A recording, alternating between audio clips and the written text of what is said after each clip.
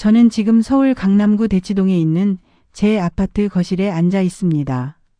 창밖으로는 선릉역 사거리가 보이고 아침 햇살이 따스하게 들어옵니다. 커피 한 잔을 마시며 핸드폰으로 주식 계좌를 확인합니다. 삼성전자, 현대차, 그리고 몇몇 미국 주식들. 오늘도 조금씩 오르고 있네요. 믿기 힘드시죠? 7년 전만 해도 저는 주식이 뭔지도 몰랐습니다. 재테크라는 단어조차 생소했죠. 아니, 솔직히 말씀드리면 통장이 뭔지도 제대로 이해하지 못했습니다. 지금 제 총 자산은 약 10억 원입니다. 이 아파트 시세가 7억 원 정도 되고 주식과 예금을 합치면 3억 원이 조금 넘습니다. 제가 이 모든 것을 이룬 시작점은 단 5천만 원이었습니다. 정부에서 받은 정착금과 처음 일하며 모은 돈을 합친 금액이었죠. 하지만 제가 오늘 여러분께 들려드릴 이야기는 단순한 재테크 성공담이 아닙니다. 이건 한 가족이 자유를 찾아 목숨을 걸고 국경을 넘었고 완전히 다른 세상에서 처음부터 모든 것을 배워가며 살아남은 이야기입니다. 아내는 지금 부엌에서 아침 식사를 준비하고 있고 딸아이는 대치동 학원가로 등원 준비를 하고 있습니다. 이 평범한 아침 풍경. 7년 전 제가 꿈꾸던 바로 그 모습입니다. 여러분은 아마 궁금하실 겁니다. 도대체 북한에서 온 사람이 어떻게 한국의 복잡한 금융시장을 이해하고 부동산을 공부하고 불과 7년 만에 강남에 집을 마련할 수 있었을까요? 그 답을 찾기 위해서는 제가 왜 목숨을 걸고 북한을 떠나야 했는지부터 말씀드려야 할 것 같습니다. 그리고 그 결정이 제 딸의 단 한마디 때문이었다는 것도요. 2015년 저는 청진시에서 나름 괜찮은 직장을 다니고 있었습니다. 무역회사 중간 간부였죠. 물론 북한에서 말하는 무역회사는 여러분이 생각하시는 그런 회사가 아닙니다. 대부분 당과 군이 운영하는 외화벌이 기관이었죠. 제 월급은 북한 돈으로 받았지만 의미가 없었습니다. 장마당이 활성화되면서 모두가 중국 돈이나 달러로 거래했으니까요. 그래도 저는 직장 덕분에 중국과의 무역 업무를 하며 달러를 조금씩 벌 수 있었습니다. 뇌물을 주고 눈치를 보고 때로는 위험을 감수하며 그렇게 모은 돈으로 우리 가족은 그럭저럭 먹고 살 수 있었습니다. 아내는 장마당에서 중국산 생필품을 팔았습니다. 매일 새벽 5시에 일어나 시장에 나가고 저녁 늦게 돌아왔죠. 딸아이는 당시 10살이었습니다. 학교에서 돌아오면 혼자 집에서 시간을 보내야 했어요. 전기가 들어오는 날에는 텔레비전을 볼 수 있었지만 대부분의 시간은 캄캄한 집에서 촛불을 켜고 혼자 있어야 했습니다. 어느 겨울날이었습니다. 제가 출장에서 돌아왔는데 딸아이가 열이 펄펄 끓고 있었어요. 아내는 시장에 나가고 없었고 아이는 혼자 집에서 이불을 뒤집어 쓰고 떨고 있었습니다. 아빠, 아파요. 병원에 데려가고 싶었지만 북한의 병원은 이름만 병원이었습니다. 의사는 있어도 약이 없고 장비는 있어도 전기가 없었죠. 저는 장마당으로 달려가 중국산 해열제를 샀습니다. 달러로 5불. 우리 가족이 일주일 동안 먹을 수 있는 쌀값이었습니다. 그날 밤 딸아이를 간호하면서 문득 이런 생각이 들었습니다. 내가 이 아이에게 줄 수 있는 미래가 뭘까? 제가 아무리 열심히 일해도 아무리 돈을 모아도 이 나라에서는 제 딸이 제대로 된 교육을 받을 수 없고 병원에 마음 놓고 갈 수도 없었습니다. 그해 여름 제 직장 동료 하나가 탈북하다가 잡혔습니다. 공개 처형이었죠. 저도 직장 동료들과 함께 그 현장에 가야 했습니다. 총성이 울리던 그 순간 저는 눈을 감을 수밖에 없었습니다. 그가 왜 탈북하려 했는지 저는 알고 있었거든요. 자식들 때문이었습니다. 그날 밤 집에 돌아와서도 잠을 이룰 수 없었습니다. 딸아이가 제 옆에서 새근새근 자고 있었어요. 그 얼굴을 보면서 생각했습니다. 이 아이의 미래를 위해서라면 나는 무엇이든 할 수 있다. 그때부터였습니다. 저는 은밀하게 탈북에 대해 알아보기 시작했습니다. 물론 아무에게도 말할 수 없었죠.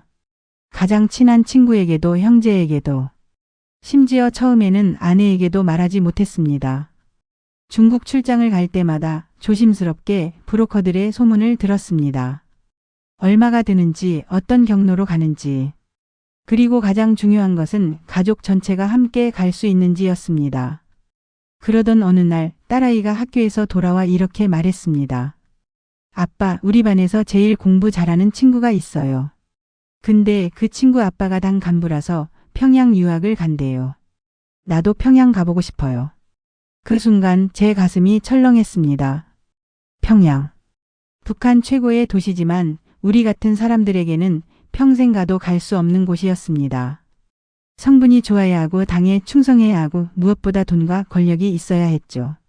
그날 밤 저는 결심했습니다. 이 아이에게 평양이 아닌 더 넓은 세상을 보여주겠다고. 설령 그것이 목숨을 거는 일이라 해도 말이죠. 하지만 제가 그 결심을 아내에게 털어놓았을 때 돌아온 반응은 제가 전혀 예상하지 못한 것이었습니다. 2016년 초봄이었습니다. 저는 더 이상 혼자 이 비밀을 간직할 수 없었습니다. 아내에게 모든 것을 털어놓기로 결심했죠. 그날 밤 딸아이를 재운 후 아내를 마주 앉혔습니다. 손을 꼭 잡고 떨리는 목소리로 말했습니다. 여보, 우리 이곳을 떠나야 할 것 같소. 아내는 처음에 제 말을 이해하지 못했습니다. 아니, 이해하고 싶지 않았던 것 같습니다. 무슨 소리예요? 어디로 떠나요? 남쪽. 한국으로 가야겠소. 그 순간 아내의 얼굴에서 핏기가 가셨습니다. 두 손으로 입을 막고 숨을 죽였죠. 북한에서 탈북이라는 단어는 입 밖에 내는 것 자체가 위험했습니다. 벽에도 귀가 있다는 말이 있을 정도였으니까요. 당신, 미쳤어요? 우리 가족이 다 죽을 일이에요. 아내의 반응은 당연했습니다. 탈북은 3대가 멸족당하는 중죄였으니까요. 설령 성공한다 해도 그 과정에서 얼마나 많은 위험이 있는지. 국경의 철조망, 총을 든 경비병, 두만강의 차가운 물, 중국공안, 그리고 수많은 브로커들의 배신. 하지만 저는 준비해온 이야기를 차근차근 꺼냈습니다. 딸아이의 미래에 대해, 이 나라에서는 아무리 노력해도 바뀔 수 없는 현실에 대해, 그리고 제가 지난 몇 달 동안 알아본 탈북 경로에 대해. 우리 은별이가 커서 뭐가 되고 싶은지 아시오? 의사래요. 사람들을 치료해주고 싶다고. 근데 이 나라에서 성분도 없고 돈도 없는 우리 딸이 의사가 될 수 있겠어? 뇌물 줄 돈도 없는데? 아내의 눈에서 눈물이 흘러내렸습니다. 그래도 여기서는 우리가 죽지는 않잖아요. 최소한 먹고는 살 수 있잖아요. 근데 탈북하다가 잡히면 당신도 알잖아요. 김 과장 어떻게 됐는지. 맞는 말이었습니다. 제 동료 김 과장의 공개 처형 장면은 아직도 악몽으로 남아 있었으니까요. 하지만 저는 포기할 수 없었습니다. 여보, 우리가 여기 남아서 안전하게 산다는 게 뭔 의미가 있어?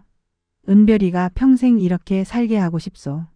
우리 딸이 우리처럼 눈치 보고 뇌물 바치고 매일 전기 들어올까 걱정하면서 살게 하고 싶단 말이요. 그날 밤 우리는 새벽까지 이야기했습니다. 아내는 울었고 저도 울었습니다. 결정은 쉽지 않았습니다. 며칠 후 아내가 먼저 입을 열었습니다. 알았어요. 가요. 근데 조건이 있어요. 당신 혼자 먼저 가는 건 안 돼요. 우리 셋이 함께 가든지 아니면 아예 가지 말든지. 제가 가장 걱정했던 부분이었습니다. 혼자 가서 돈을 벌어 나중에 가족을 데려오는 게 더 안전할 수도 있었으니까요. 하지만 아내의 눈빛을 보니 확고했습니다. 가족은 함께 살든지 함께 죽든지 해야 해요. 그렇게 우리의 계획은 시작되었습니다. 저는 더욱 신중하게 브로커를 알아봤습니다. 중국 출장 때마다 조선족 상인들을 통해 정보를 모았죠. 가격, 경로, 성공률. 그리고 가장 중요한 것은 가족 전체를 안전하게 데려갈 수 있는 브로커였습니다. 그러던 중 한 조선족 상인이 믿을 만한 브로커를 소개해 줬습니다. 가격은 1인당 5,000달러. 우리 가족 셋이면 1만 5천 달러가 필요했습니다. 북한 돈으로 환산하면 상상도 할 수 없는 금액이었죠. 저는 그동안 몰래 모아둔 달러가 있었습니다. 약 8,000달러. 무역 일을 하며 조금씩 빼돌린 돈이었죠. 물론 들키면 큰일이었지만 다행히 숨겨둔 돈은 무사했습니다. 나머지 7,000달러를 어떻게 마련할까? 저는 마지막 카드를 꺼냈습니다. 우리 집을 팔기로 했죠. 물론 공식적으로는 집을 팔 수 없었습니다. 하지만 장마당에는 비공식 부동산 거래가 있었어요. 집을 정리하면서 아내는 매일 울었습니다. 시어머니와 아버지가 살던 집이었거든요. 하지만 선택의 여지가 없었습니다. 2017년 5월 드디어 모든 준비가 끝났습니다. 브로커에게 계약금을 보냈고 날짜를 잡았습니다. 2017년 6월 15일. 우리 가족의 운명이 바뀌는 날이었죠. 출발 전날 밤 딸아이에게 진실을 말해야 했습니다.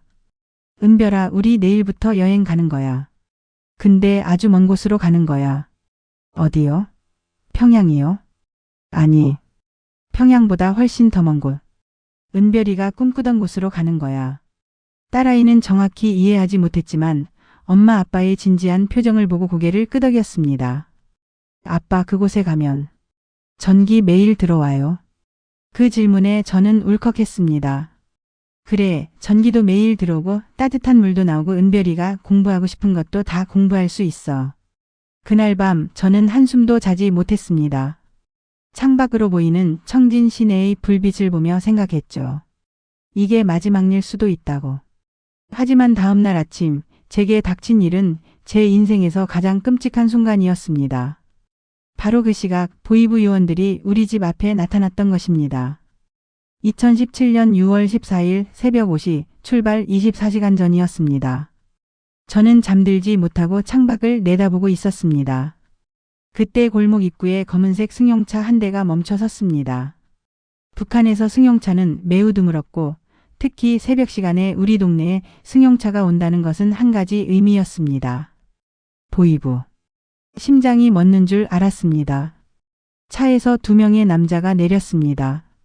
검은색 인민복을 입고 손에는 서류 가방을 들고 있었죠. 그들은 우리 집을 향해 걸어오고 있었습니다. 들켰다. 끝났다. 머릿속이 하얘졌습니다. 아내를 흔들어 깨웠습니다. 여보, 보이부가 왔어. 아내의 얼굴도 새하얘졌습니다. 딸아이는 아직 자고 있었어요. 제일 걱정되는 게 딸아이였습니다. 노크 소리가 울렸습니다. 김성철 동무 계십니까? 저는 떨리는 손으로 문을 열었습니다. 예, 접니다. 보이부입니다. 잠깐 나와보시겠습니까? 그 순간 제 인생이 끝나는 줄 알았습니다. 하지만 기적처럼 그들이 찾은 건 제가 아니었습니다. 같은 직장의 박철수 동무를 아십니까? 박철수. 제 동료였습니다. 무역 업무를 함께 하던 사람이었죠. 예, 압니다. 그 동무가 외화를 빼돌린 정황이 포착되었습니다. 혹시 알고 있는 게 있습니까? 저는 최대한 침착하게 대답했습니다. 저는 잘 모르겠습니다. 업무상으로만 알고 지낼 뿐입니다. 다행히 그들은 더 이상 추궁하지 않았습니다. 몇 가지 질문을 더하고는 떠났죠. 하지만 경고를 남겼습니다. 요즘 탈북하려는 놈들이 많습니다. 김 동무는 당을 믿는 간부이니 주변에 수상한 동향이 있으면 즉시 보고하십시오. 문을 닫고 나서 저는 그 자리에 주저앉았습니다. 온몸에서 식은땀이 흘렀죠. 아내는 부들부들 떨고 있었습니다. 당신, 우리 그냥 관두는 게 낫지 않을까요? 저도 흔들렸습니다. 하지만 이미 브로커에게 돈을 보냈고 집도 팔았습니다. 돌아갈 수 없었어요. 안 돼요.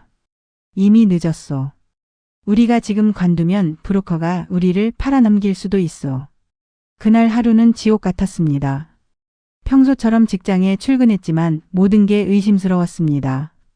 동료들의 시선, 상사의 질문, 전화벨 소리. 모든 것이 저를 향한 감시처럼 느껴졌죠. 저녁이 되어 집에 돌아왔을 때 브로커에게서 연락이 왔습니다. 내일 예정대로 진행합니다. 밤 11시 청진역 뒤편 폐창고에서 만나십시오. 짐은 최소한으로 현금만 챙기십시오. 그날 밤 저녁은 우리 가족의 마지막 북한 식사였습니다. 아내가 장마당에서 중국쌀을 사다가 밥을 지었고 돼지고기도 조금 사왔죠. 북한에서는 특별한 날에만 먹을 수 있는 음식이었습니다. 밥을 먹으면서 저는 딸아이의 얼굴을 계속 보았습니다.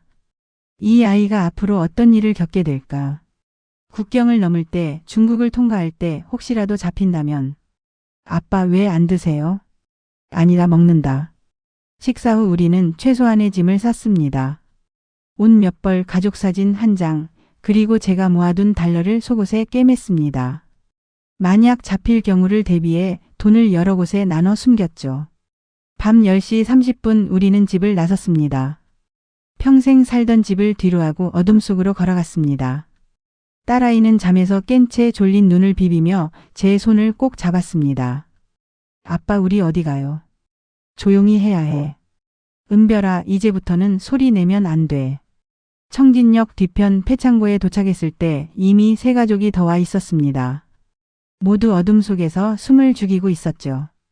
브로커는 40대 중반의 조선족 남자였습니다. 자, 모두 모였습니다. 이제부터 제 말을 잘 들으십시오. 실수는 곧 죽음입니다. 그의 설명은 간단했습니다. 먼저 트럭에 숨어 국경 지역까지 이동합니다. 거기서 경비가 교대하는 새벽 3시에 국경을 넘습니다. 두만강을 건너면 중국이고 거기서 안전가옥으로 이동한다. 혹시 잡히면 저를 모른다고 하십시오. 그리고 그는 잠시 말을 멈췄습니다. 잡히면 끝입니다. 살아남으려면 무슨 일이 있어도 강을 건너야 합니다. 밤 11시 30분 우리는 트럭 뒷칸에 올랐습니다. 석탄을 실은 것처럼 위장한 트럭이었죠. 좁은 공간에 12명이 숨어 있었습니다. 숨소리조차 조심해야 했습니다. 트럭이 움직이기 시작했고 저는 아내와 딸의 손을 꼭 잡았습니다. 이제 돌아갈 수 없었습니다. 그리고 2시간 후 우리는 생사의 갈림길에 서게 됩니다. 새벽 1시 30분 트럭이 멈췄습니다. 브로커가 뒷문을 두드렸습니다. 조용히 내리십시오. 여기서부터는 걸어야 합니다. 우리가 내린 곳은 온성군 근처였습니다. 저 멀리 두만강이 보였고 강 건너편에는 중국의 불빛이 희미하게 보였죠. 저기 보이는 철조망까지 가야 합니다. 절대 소리 내지 마십시오. 경비병이 지나가면 엎드리십시오. 우리는 어둠 속을 기어갔습니다. 5월이었지만 밤 공기는 차갑고 땅은 축축했습니다. 딸아이가 무서워서 울먹이려 하자 아내가 입을 막았습니다. 30분 정도 기어갔을까요? 갑자기 브로커가 손을 들어 정지 신호를 보냈습니다. 저 앞쪽에서 손전등 불빛이 보였습니다. 국경 경비대였습니다. 우리는 숨도 쉬지 않고 엎드렸습니다. 경비병 2명이 우리가 있는 쪽으로 걸어오고 있었습니다. 거리는 불과 50m. 담배 한 대 피우고 가자. 빨리 합시다. 조장이 눈치채면. 그들은 바로 우리 앞 20m 지점에서 담배를 피우기 시작했습니다. 저는 딸아이를 제 몸으로 덮었습니다. 심장 소리가 너무 커서 들릴 것 같았어요. 5분이 5시간처럼 느껴졌습니다. 드디어 그들이 담배를 끄고 떠났습니다. 브로커가 다시 손짓했습니다. 계속 가자는 신호였죠. 드디어 철조망 앞에 도착했습니다. 브로커는 미리 준비해온 철사 절단기로 철조망을 잘랐습니다. 삐걱거리는 소리가 너무 크게 들렸어요. 하나씩 빠져나가십시오. 서두르십시오. 첫 번째 가족이 빠져나갔습니다. 두 번째 가족. 이제 우리 차례였습니다. 그때였습니다. 거기서 누구냐? 고함 소리와 함께 경비병들이 달려오고 있었습니다. 손전등 불빛이 우리를 비췄습니다. 빨리 뛰십시오. 브로커가 소리쳤습니다. 저는 딸아이를 번쩍 안고 철조망 사이로 빠져나갔습니다. 아내도 뒤따라왔죠. 쏴라. 총성이 울렸습니다. 당, 당, 당. 저는 딸아이를 안은 채 언덕을 굴러 내려갔습니다. 머리가 어지러웠지만 멈출 수 없었어요. 아내가 뒤에서 비명을 질렀습니다. 아! 돌아보니 아내가 넘어져 있었습니다. 발목을 삐끗한 것 같았어요. 여보. 저는 딸아이를 잠시 내려놓고 아내에게 달려갔습니다. 뒤에서는 경비병들이 철조망을 넘어오고 있었습니다. 당신 먼저 가요. 나는 괜찮아. 미친 소리 마. 같이 가야지. 저는 아내를 업었습니다. 그리고 딸아이의 손을 잡고 두만강을 향해 뛰었습니다. 엄마, 아빠. 딸아이가 울면서 따라왔습니다. 저 뒤에서는 총성이 계속 들렸습니다. 드디어 강가에 도착했습니다. 5월의 두만강은 아직 차갑고 물살이 거셌습니다. 뛰어들어야 합니다. 브로커가 소리쳤습니다. 그는 이미 물속에 있었죠. 저는 딸아이를 제 등에 업혔습니다. 은별아, 아빠 목을 꼭 잡고 있어. 절대 놓으면 안 돼. 무서워요. 괜찮아. 아빠가 있어. 아빠를 믿어. 물에 뛰어들었습니다. 얼음장같이 차가웠습니다. 아내도 옆에서 헤엄치고 있었어요. 물살이 우리를 휩쓸었습니다. 계속 가십시오. 멈추면 떠내려갑니다. 한쪽 팔로 아내를 잡고 딸아이는 제 등에 업은 채 저는 필사적으로 헤엄쳤습니다. 폐에 물이 들어왔습니다. 숨을 쉴 수가 없었어요. 이렇게 죽는구나. 그 순간 정말로 그렇게 생각했습니다. 하지만 딸아이의 손이 제 목을 꼭 감싸고 있었습니다. 그 작은 손의 힘이 저를 포기하지 못하게 만들었죠. 마침내 제 발이 땅에 닿았습니다. 강 건너편. 중국이었습니다. 저는 기어서 강둑에 올라갔습니다. 아내와 딸아이도 올라왔습니다. 우리 셋은 그 자리에 쓰러졌습니다. 뒤돌아보니 북한 경비병들이 강 건너편에서 총을 겨누고 있었습니다. 하지만 국경을 넘어서 쫓아올 수는 없었죠. 브로커가 우리를 재촉했습니다. 일어나십시오. 아직 안전하지 않습니다. 중국 공안이 올 수 있습니다. 우리는 비틀거리며 일어났습니다. 온몸이 물에 젖었고 추위에 떨었습니다. 하지만 살아 있었습니다. 우리는 어둠 속으로 뛰기 시작했습니다. 중국의 산길을 따라 알 수 없는 곳으로. 이제 북한은 아니었지만 아직 자유도 아니었습니다. 그리고 앞으로 우리를 기다리는 것은 더 긴 여정이었습니다. 특히 3일 후 우리를 배신할 그 브로커를 만나기 전까지는요. 중국 땅을 밟은 지 3일째 되던 날이었습니다. 우리는 브로커의 안내로 중국 조선족 마을의 한 농가에 숨어 있었습니다. 좁은 다락방에 우리 가족을 포함해 7명이 숨어 있었죠. 낮에는 숨죽이고 밤에만 화장실을 갈 수 있었습니다. 딸아이는 계속 열이 있었습니다. 강물에 빠졌을 때 감기에 걸린 것 같았어요. 하지만 병원에 갈 수 없었습니다. 불법 체류자였으니까요. 이틀만 더 참으십시오. 그러면 다음 장소로 이동할 수 있습니다. 브로커는 그렇게 말했습니다. 하지만 3일이 지나도 우리는 움직이지 못했습니다. 넷째 날 밤 브로커가 들어왔습니다. 표정이 심상치 않았어요. 문제가 생겼습니다. 무슨 문제입니까? 중국 공안이 이 지역을 수색하고 있습니다. 최근 탈북자가 많이 잡혔다고 합니다. 제 심장이 철렁했습니다. 그럼 어떻게 해야 합니까? 일단 여기서 더 기다려야 합니다. 한 일주일 정도. 일주일이요? 우리 딸이 아픈데요. 브로커는 무표정한 얼굴로 말했습니다. 그건 제 문제가 아닙니다. 당신들이 살고 싶으면 참아야죠. 그 순간 저는 느꼈습니다. 뭔가 잘못되고 있다는 것을요. 그날 밤 늦게 저는 화장실에 다녀오다가 우연히 브로커가 전화하는 소리를 들었습니다. 응, 맞아. 7명이야. 가족 단위로. 돈은 얼마나 줄 수 있는데. 뭐? 1인당 3,000위안? 너무 적은 거 아니야? 저는 숨이 멎었습니다. 브로커가 우리를 팔아넘기려 하고 있었습니다. 북한 여성 탈북자들이 중국에서 인신매매되는 이야기는 들어봤습니다. 하지만 가족 단위로도 거래된다는 건 처음 알았죠. 아마도 농촌 지역의 불법 노동자로 팔려가는 것 같았습니다. 저는 조용히 다락방으로 돌아왔습니다. 아내에게 상황을 설명했죠. 여보, 우리 여기서 나가야 해요. 당장 오늘 밤에. 뭐라고요? 어떻게요? 브로커가 우리를 팔려고 해요. 아내의 얼굴이 창백해졌습니다. 우리는 다른 가족들을 깨웠습니다. 상황을 설명하자 모두 충격을 받았습니다. 하지만 선택의 여지가 없었어요. 우리 함께 나갑시다.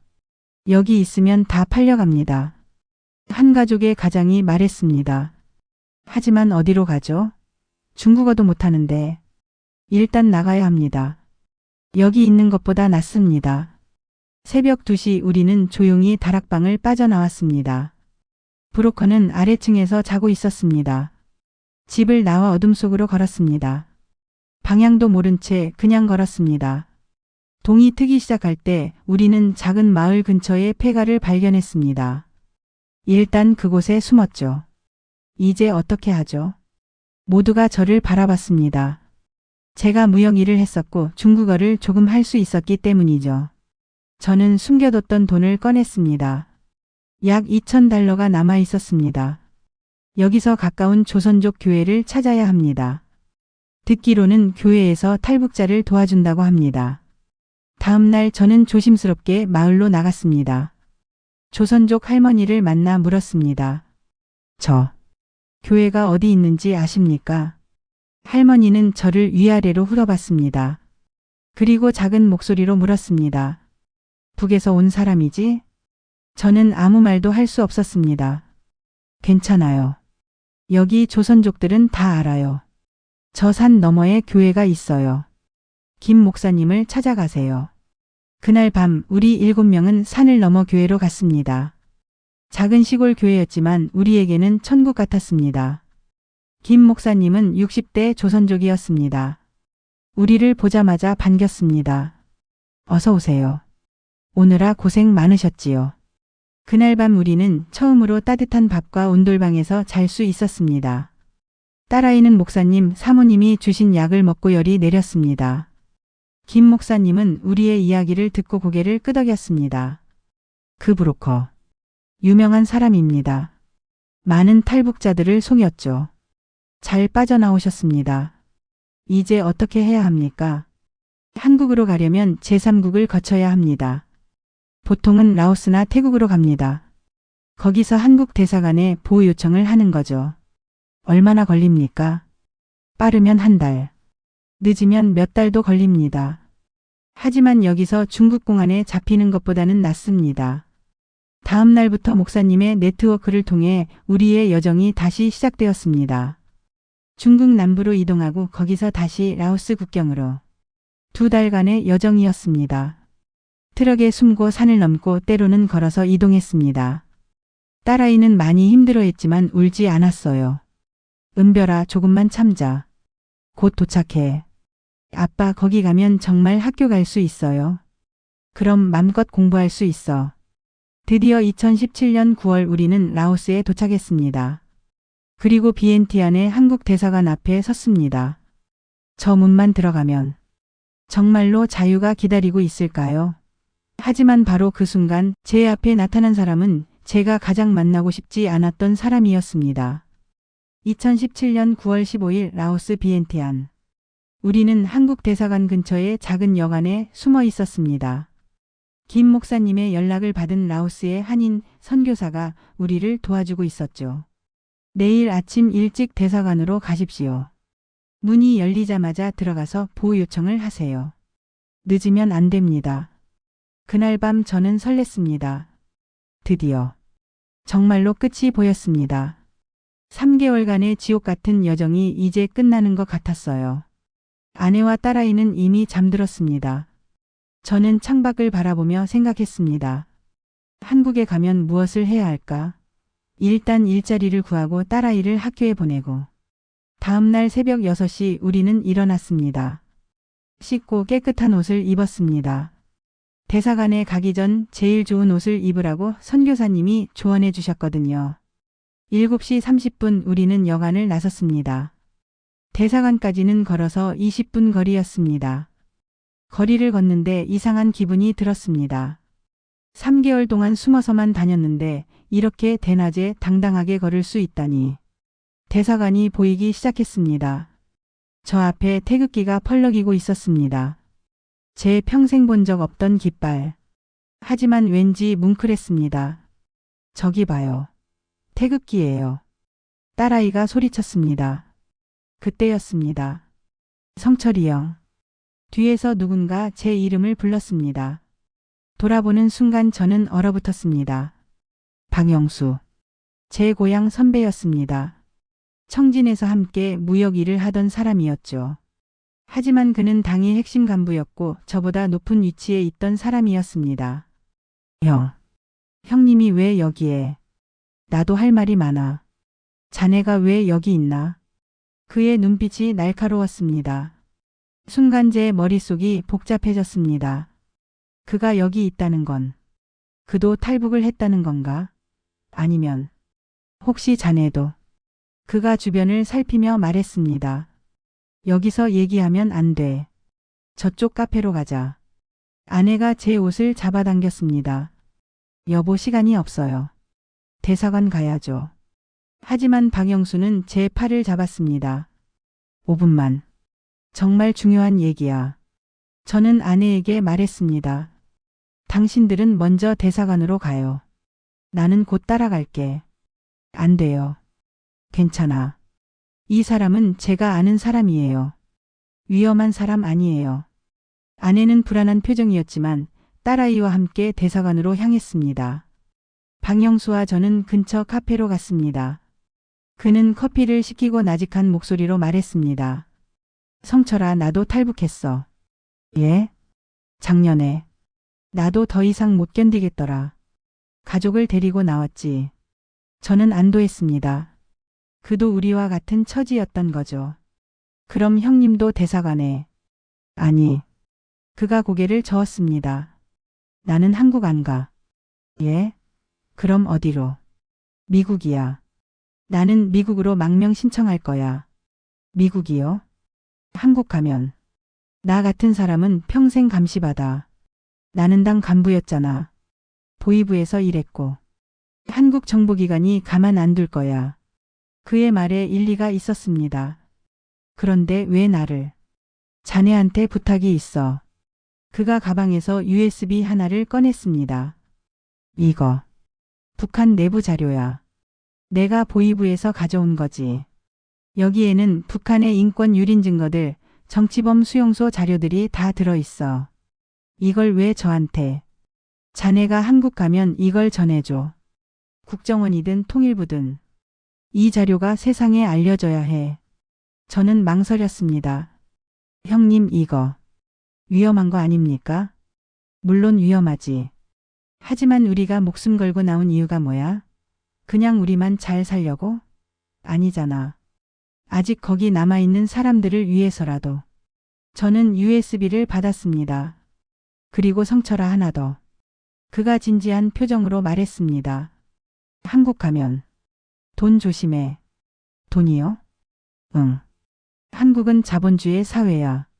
돈이 없으면 아무것도 못해. 나도 한국에 먼저 갔던 친구들한테 들었어. 탈북민들 중에 사기당하는 사람들 많대.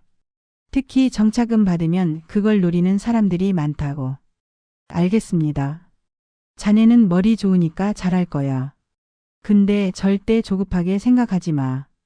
천천히 확실한 것만 해. 우리는 악수를 나눴습니다. 형님, 미국에서 잘 사세요. 자네도. 그리고 은별이 공부 많이 시켜. 카페를 나와 대사관으로 달려갔습니다. 문 앞에 아내와 딸아이가 기다리고 있었습니다. 뭐 했어요? 걱정했잖아요. 미안해. 중요한 얘기였어. 우리는 대사관 정문으로 들어갔습니다. 경비원이 우리를 막았습니다. 무슨 일이십니까? 저는 떨리는 목소리로 말했습니다. 저희는 북한에서 온 탈북민입니다. 보호 요청드립니다. 경비원의 표정이 바뀌었습니다. 그는 즉시 무전기를 꺼냈습니다.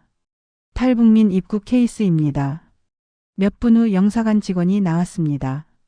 우리를 안으로 데려갔습니다. 사무실에 앉았을 때 직원이 말했습니다. 여권이나 신분증 있으십니까? 없습니다. 괜찮습니다. 진술서 작성하시고 조사 받으시면 됩니다. 시간이 좀 걸릴 수 있습니다. 그날부터 일주일간 우리는 조사를 받았습니다. 어디서 왔는지, 어떻게 탈북했는지, 중국에서 무엇을 했는지. 2017년 9월 25일 드디어 우리는 비행기 티켓을 받았습니다. 인천행 직항편이었죠. 그리고 그 비행기 안에서 창밖으로 보이는 구름을 보며 저는 생각했습니다. 이제 정말로 새로운 삶이 시작되는구나. 하지만 저는 몰랐습니다. 진짜 어려운 싸움은 지금부터였다는 것을요. 2017년 10월 3일 인천공항에 도착했습니다. 처음 한국 땅을 밟았을 때의 그 느낌을 어떻게 설명해야 할까요? 공항은 너무 크고 사람들은 너무 빨리 움직였습니다. 모든 게 낯설었어요. 저희는 바로 통일부 하나원으로 이송되었습니다. 하나원은 탈북민들이 한국 사회에 적응하기 위해 교육받는 곳이었죠. 3개월 동안 한국어, 자본주의, 법률, 취업 교육 등을 받았습니다. 솔직히 말씀드리면 처음에는 정말 힘들었습니다. 여러분, 이게 신용카드입니다. 쓰면 나중에 갚아야 합니다. 통장에는 이자가 붙습니다. 은행마다 이자율이 다릅니다. 주식은 회사의 일부를 사는 겁니다. 모든 게 외계어 같았습니다. 북한에서는 이런 개념 자체가 없었으니까요. 하지만 저는 수업 시간에 가장 앞자리에 앉았습니다. 노트에 빼곡히 필기했고 모르는 건 수업 끝나고 선생님을 붙잡고 물어봤습니다. 선생님, 이 재테크라는 게 정확히 뭡니까? 돈을 불리는 기술이라고 보면 됩니다. 저축, 투자, 자산 관리 같은 거죠. 그럼 어떻게 하면 돈을 불릴 수 있습니까? 여러 방법이 있죠. 예금, 적금, 주식, 부동산. 저는 그날부터 도서관에서 책을 빌렸습니다. 부자 아빠, 가난한 아빠, 돈의 속성, 주식 투자 입문. 한글이 아직 서툴렀지만 모르는 단어는 사전을 찾아가며 읽었습니다.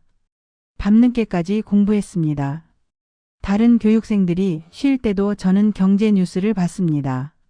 처음에는 무슨 말인지 하나도 이해가 안 됐지만 조금씩 보이기 시작했어요. 2018년 1월 드디어 하나원을 수료했습니다. 정부에서 정착금 700만 원을 받았고 임대주택도 배정받았습니다. 서울 강서구의 작은 아파트였죠. 하지만 저는 그 돈을 함부로 쓰지 않았습니다. 대신 계획을 세웠습니다. 1단계 돈을 모으자 첫 2년. 저는 구로디지털 단지에 있는 제조업체에 취직했습니다. 생산직이었죠. 월급은 220만 원. 북한에서는 상상도 못할 금액이었습니다. 아내도 식당에서 일하기 시작했습니다. 월 180만 원을 벌었죠. 우리 부부의 월 수입은 400만 원이었습니다. 지출을 최소화했습니다. 월세 50만 원, 식비 40만 원, 교통비 20만 원, 통신비 10만 원. 나머지는 전부 저축했습니다. 한 달에 280만 원씩 모을 수 있었어요. 딸아이는 그런 저희를 보며 이해해줬습니다. 은별아, 미안하구나. 친구들처럼 학원을 많이 보내지 못해서. 괜찮아요, 아빠. 저는 도서관에서 공부하면 돼요. 그 말에 가슴이 아팠지만 더 열심히 일했습니다. 그렇게 2년 동안 6,700만 원을 모았습니다. 정착금 700만 원을 합치면 7,400만 원이었죠. 하지만 저는 여기서 3천만 원을 따로 빼놨습니다. 비상금과 딸아이 교육비로요. 실제 투자금은 4,400만 원이었습니다. 2단계 부동산 공부 3년차. 2019년부터 저는 본격적으로 부동산을 공부했습니다. 주말마다 부동산 스터디 모임에 갔습니다. 탈북민이라고 말하니 다들 신기해했지만 진지하게 배우는 제 모습에 많이 도와줬습니다. 성철 씨, 지금은 강남 집값이 너무 높아요. 차라리 경기도 신도시를 노려보세요. GTX가 들어오는 지역을 공부하세요. 교통이 좋아지면 집값이 오릅니다. 저는 매주 토요일마다 신도시를 돌아다녔습니다. 하남, 남양주, 광명. 직접 걸어보고 주변 환경을 확인했습니다. 그리고 2020년 3월 저는 결단을 내렸습니다. 하남 미사 신도시에 84제곱미터 아파트를 샀습니다. 가격은 4억 2천만 원. 제 현금 4,400만 원을 계약금으로 넣고 나머지는 대출을 받았습니다. 은행에서 대출 받을 때 너무 떨렸습니다. 3억 7,600만 원. 이걸 제가 갚을 수 있을까? 하지만 저는 계산해뒀습니다. 부부가 열심히 벌면 월 400만 원 수입, 거기서 월 250만 원을 대출 상환과 생활비로 쓰고 나머지 150만 원을 계속 저축하면 가능했습니다. 그리고 제 예상은 맞았습니다. 3단계 첫 번째 성공 4년차. 2021년 미사 신도시 집값이 오르기 시작했습니다. GTX가 확정되고 입주 물량이 줄어들면서 가격이 급등했죠. 제가 4억 2천만 원에 산 집이 5억 8천만 원이 되었습니다. 1년 만에 1억 6천만 원의 시세 차익이 생긴 거죠. 저는 그 집을 팔았습니다. 대출을 갚고 나니 손에 2억 원이 남았습니다. 아내가 물었습니다. 여보, 이제 좀 편하게 살아요. 이 돈이면 충분하잖아요. 하지만 저는 고개를 저었습니다. 아직 멀었소. 우리 목표가 뭐요? 은별이 좋은 환경에서 공부시키고 강남에 집 마련하는 거잔토. 4단계 주식과 분산 투자 5, 6년 차. 2억 원 중 1억 5천만 원은 다시 부동산에 투자했습니다. 이번에는 경기도 남양주의 작은 아파트 2채를 샀죠. 월세를 놓아 안정적인 수입을 만들었습니다. 나머지 5천만 원은 주식에 투자했습니다. 하지만 무작정 투자하지 않았습니다. 저는 6개월 동안 모에 투자를 했습니다. 증권사 앱에서 가상으로 주식을 사고 파는 연습을 한 거죠. 처음에는 손실이 많았습니다. 뉴스만 보고 덥석 샀다가 폭락하고. 하지만 점점 배워갔습니다. 아, 기업의 재무제표를 봐야 하는구나. 시장 전체의 흐름을 읽어야 하는구나. 그리고 2022년 본격적으로 주식에 투자했습니다. 저는 안전한 대형주를 중심으로 투자했습니다. 삼성전자, 현대차, 네이버. 그리고 미국 주식도 일부 샀습니다. 애플, 마이크로소프트. 2022년은 힘든 해였습니다. 주식시장이 폭락했거든요. 제 5천만 원이 3,500만 원으로 줄었습니다. 아내가 걱정했습니다. 여보, 이거 다 잃는 거 아니야? 아니요. 지금이 오히려 기회예요. 좋은 기업을 싸게 살 수 있을 때요. 저는 오히려 추가로 매수했습니다. 월급에서 매달 100만 원씩 더 투자했죠. 그리고 2023년 시장이 회복되기 시작했습니다. 제 주식 포트폴리오가 1억 2천만 원이 되었습니다. 5단계 드디어 강남 7년차. 2024년 초 저는 제 자산을 정리했습니다. 남양주 아파트 2채 시세 3억 5천만 원 대출 제외 순자산 1억. 주식 1억 2천만 원. 예금 8천만 원. 합계 3억 원. 그리고 저는 마지막 도전을 했습니다. 강남 대치동의 구축 아파트를 알아봤습니다. 재건축이 예정된 20년 된 아파트였죠. 가격은 6억 5천만 원. 남양주 아파트를 팔아 1억을 만들고 주식의 절반인 6천만 원을 현금화하고 예금 8천만 원을 더해 총 2억 4천만 원을 계약금으로 넣었습니다. 나머지 4억 1천만 원은 대출을 받았습니다. 이게 마지막입니다. 이번에는 절대 팔지 않을 겁니다. 2024년 5월 우리 가족은 드디어 강남으로 이사했습니다. 딸아이가 대치동 학교에 전학을 갔을 때 울먹이며 말했습니다. 아빠, 꿈만 같아요. 제가 정말 대치동에서 학교를 다니는 거예요. 그때 아내와 저는 눈물을 참을 수 없었습니다. 현재 2024년 11월. 7년이 지난 지금 제 총 자산은 대치동 아파트 시세 7억 원 대출 3억 5천만 원 제외 순자산 3억 5천만 원. 남양주 아파트 한 채 순자산 5천만 원 월세 수익. 주식 6천만 원. 예금 9천만 원. 합계 약 10억 원. 5천만 원으로 시작해 10억을 만들기까지 7년. 쉽지 않은 시간이었습니다. 제가 배운 것들. 지금 이 영상을 보시는 분들께 제가 배운 것들을 나눠드리고 싶습니다. 1. 시작은 배움이다. 저는 자본주의가 뭔지도 몰랐습니다. 하지만 포기하지 않고 배웠습니다. 책을 읽고 사람들을 만나고 실수하며 배웠죠. 여러분도 늦지 않았습니다. 중요한 건 시작하는 겁니다. 2. 조급하지 말라. 많은 탈북민 친구들이 정착금을 사기당했습니다. 빨리 부자가 되고 싶어서 검증되지 않은 곳에 투자했다가 다 잃었죠. 저는 천천히 갔습니다. 확실한 것만 했습니다. 그게 결국 빠른 길이었습니다. 3. 끊임없이 공부하라. 저는 지금도 매일 공부합니다. 경제 뉴스를 보고 부동산 시장을 분석하고 기업의 재무제표를 봅니다. 재테크는 한번 배우면 끝이 아닙니다. 계속 변하는 시장을 읽어야 합니다. 4. 목표를 명확히 하라. 제 목표는 딸아이에게 좋은 교육 환경을 만들어주는 것이었습니다. 그 목표가 있었기에 힘든 순간에도 포기하지 않았습니다. 여러분도 명확한 목표를 세우세요. 그게 힘이 됩니다. 가족과 함께하라. 제가 여기까지 올 수 있었던 건 아내와 딸의 희생 때문입니다. 아내는 힘들어도 불평하지 않았고 딸은 친구들처럼 학원을 못 다녀도 이해해 줬습니다. 혼자서는 할 수 없습니다. 가족의 지지가 필요합니다. 마지막 이야기.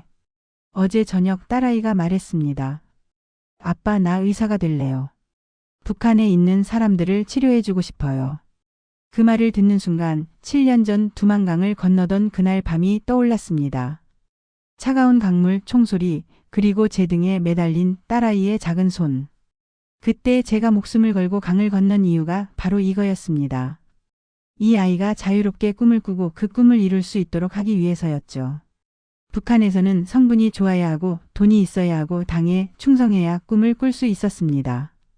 하지만 여기 대한민국에서는 누구나 노력하면 기회가 있습니다. 저는 아무것도 없이 시작했습니다. 자본주의가 뭔지도 몰랐고 통장이 뭔지도 몰랐습니다. 하지만 7년 동안 배우고 노력하고 실패하며 성장했습니다. 그리고 이제 저는 강남 아파트에서 커피를 마시며 주식 계좌를 확인합니다. 이게 꿈만 같습니다. 시청자 여러분께 혹시 이 영상을 보시는 분 중에 재테크를 시작하고 싶지만 어디서부터 해야 할지 모르는 분이 계신가요? 혹시 탈북민이시거나 어려운 환경에서 시작하시는 분이 계신가요? 포기하지 마세요. 저도 7년 전만 해도 여러분과 같았습니다. 아무것도 몰랐고 돈도 없었고 두려웠습니다. 하지만 한 걸음씩 나아갔습니다. 그리고 지금 여기 서 있습니다. 여러분도 할 수 있습니다. 중요한 건 시작하는 겁니다. 오늘부터 경제 뉴스 하나를 읽어보세요. 재테크 책 한 권을 펼쳐보세요. 작은 금액이라도 저축을 시작해보세요. 그 작은 시작이 10년 후 여러분의 인생을 바꿀 겁니다. 감사의 말. 마지막으로 이 자리에 오기까지 도움을 주신 모든 분들께 감사드립니다. 하나원 선생님들, 부동산 스터디 모임 선배님들, 직장 동료들, 그리고 무엇보다 대한민국이라는 자유로운 나라에 감사드립니다. 이 나라에서는 노력하면 누구나 기회를 잡을 수 있습니다. 그게 제가 7년 동안 배운 가장 큰 교훈입니다. 여러분도 자유를 누리세요. 꿈을 꾸세요. 그리고 도전하세요. 제가 할 수 있었다면 여러분도 할 수 있습니다. 감사합니다.